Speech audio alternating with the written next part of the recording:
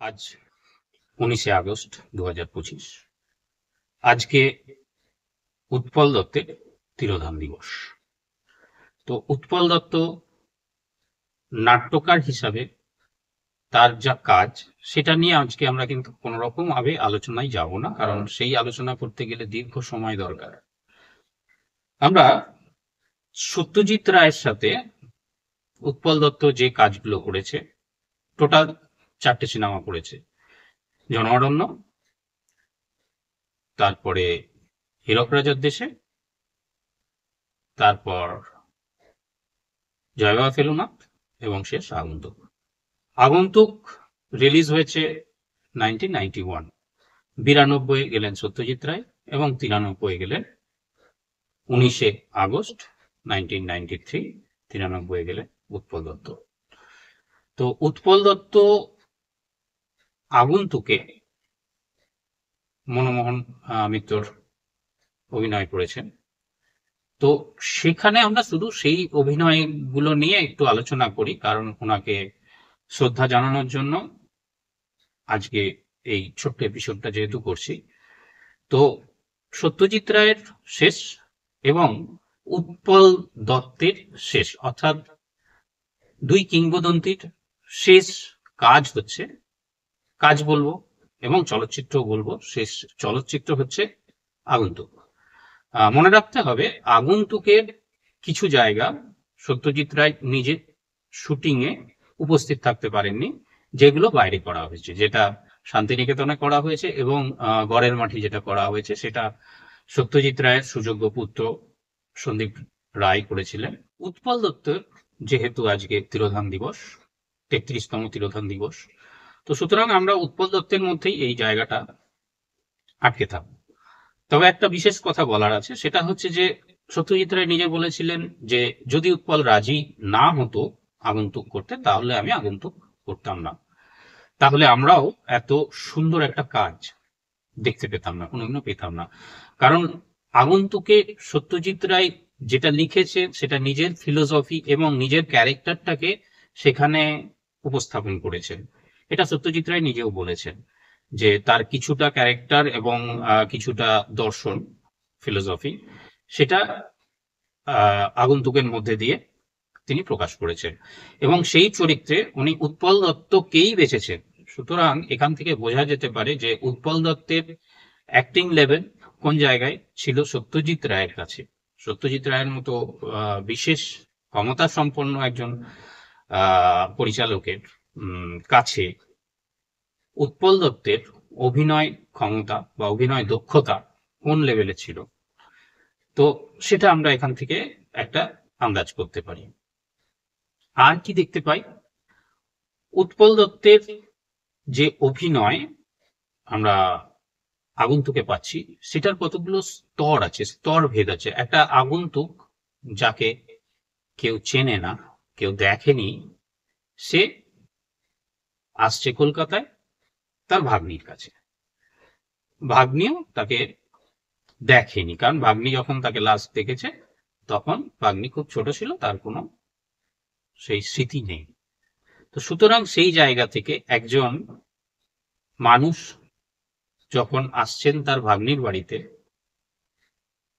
একটা সেখানে বাচ্চা আছে, বাচ্চার সাথে এক ধরনের কথা, ভাগ্নি তার সাথে এক রকমের ভাবে কথা বলছে, এবং ভাগ্নির যে হাজবেন্ড তার সাথে আর এক রকমের ভাবে কথা বলছেন, তাকে পাসপোর্ট দেখাচ্ছেন, তাকে তার যে প্রমাণ আছে যে আমি মনমোহন মিত্র, সেগুলো দেখাচ্ছেন। এবং এই ক্যারেক্টারটার কয়েকটা বিশেষত্ব আছে। এই ক্যারেক্টারটা কিন্তু মোটেও ইজি ক্যারেক্টার না। এই ক্যারেক্টারটার ফিলোসফি হচ্ছে সে কিন্তু বনে জঙ্গলে বিভিন্ন আদিবাসীদের সাথে এতদিন ঘুরেছেন। 35 বছর, এখানে বলা হচ্ছে 35 বছর ঘুরেছেন। সে কিন্তু বাংলা বলেননি, কারণ উনি একটা জায়গায় বলছেন যে মাতৃভাষা যদি বলেন তাহলে মানে তিন দিনে ভুলে যাওয়া যায়, আর যদি না চান তাহলে 30 বছরে বলেন। তো এই রকম ব্যাপারগুলো আছে। তো সেই ক্যারেক্টারটার বিশদে যাব না, কারণ ওটার জন্য আপনারা নিশ্চয়ই দেখেছেন, আর যদি না দেখে থাকেন তাহলে অবশ্যই দেখবেন, কারণ এটা সত্যজিৎ রায় এবং উৎপল দত্তের শেষ কাজ। 1991 এটা রিলিজ হয়, আর 92 সালে সত্যজিৎ রায় চলে যান এবং 93 সালে চলে গেলেন উৎপল দত্ত। সুতরাং ওদের এটা শেষ কাজ বলে অবশ্যই দেখবেন। আর মনে হয় যেটা বলা যেতেই পারে যে বাংলা সিনেমার একটা অন্যতম নিদর্শন হচ্ছে আগন্তুক। কারণ এইরকম ফিলোসফি দিয়ে এর আগে বা পরেও আর কোনো সিনেমা হয়নি, আমি অন্তত জানি না। যদি হয়ে থাকে, আগে তো হয়নি সেটুকুনি মোটামুটি নিশ্চিন্ত যে আগে হয়নি, কিন্তু পরে কেউ করেছে কিনা আমি জানি না। কারণ এখন তো ধরুন অনেক কিছু শর্ট ফিল্ম, অনেক রকম ফিল্ম আছে যেগুলো সাধারণত দেখা হয় না। তো যাই হোক, আমরা ফিরে আসি উৎপল দত্তের কথায়। তো এখানে উৎপল দত্ত যে চোখ এবং ফেসিয়াল যে মুভমেন্টের মধ্যে দিয়ে যে অভিনয় করেছেন, সেইগুলো এখানে বিশেষ দেখার। সেটা হচ্ছে যেমন ধরুন বাচ্চাদের সাথে যখন বলছে যে চাকতিতে চাকতিতে মিলে যায়, সেটা কি না ম্যাজিক বলে দেখালেন। আর একটা জায়গায় আমরা আসছি, যেটা যখন ওনাকে জেরা করছেন ধৃতিমান, তো সেই জায়গায় যখন বুঝতে পারলেন তখন কি রাই ধৈর্যং প্রভু ধৈর্যং বলে গান করতে করতে উঠে গেলেন এবং বললেন যে আপনি তো পেঁয়াজের খোলা ছাড়াতে ছাড়াতে আসল মানুষটার কাছে পৌঁছাতে চাচ্ছেন। সেই জায়গায় অভিনয়টা দেখুন। আরো আছে, যেমন ধরুন উপমণ্ডুক হবে না যখন বলছে, বা আর্মাডিলোর মাংস খেয়েছো যখন একটা বাচ্চার সাথে বলছে, বাচ্চার সাথে কিন্তু শিশুর মতন হয়েই কিন্তু সেই কথাগুলো বলছে। তুমি কি এই বানান শিখেছো নাকি থামস আপের? তো সেই রকম একটা আছে ক্যারেক্টার গুলো। এবং একদম শেষ জায়গায় আমরা দেখতে পাই যে আমার সৃষ্টিকে আমার চোখের সামনে কেউ যদি খোলে, আমার সেটা খুব একটা বেশি আমি স্বস্তি পাই না, সেখানে একটু অস্বস্তির মধ্যে থাকি বলে উনি ওনার পুরো চেকটা দিয়ে চলে গেলেন। তো এটা মোটামুটি হচ্ছে আগন্তুকের মধ্যে উনার করা অভিনয়। পরবর্তীতে হয়তো আরো কয়েকটা সিনেমা নিয়ে বলার আছে বা কয়েকটা চলচ্চিত্র নিয়ে বলার আছে। উনি কিন্তু প্রথম চলচ্চিত্র করেছিলেন মধু বসুর পরিচালনায়, সেটা হচ্ছে মাইকেল মধুসূদন দত্ত, 1950-এ।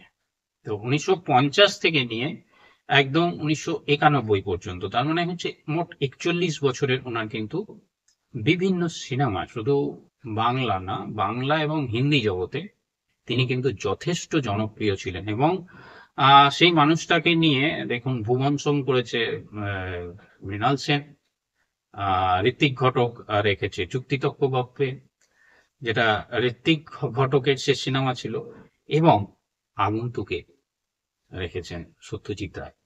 সুতরাং মৃণাল সেনের প্রথম, ঋত্বিক ঘটক এবং সত্যজিৎ রায়ের শেষ সিনেমায় যে অভিনয় করেছেন তার নাম উৎপল দত্ত। ভালো থাকবেন, সুস্থ থাকবেন, নমস্কার। আর আমার চ্যানেল সাবস্ক্রাইব করতে ভুলবেন না।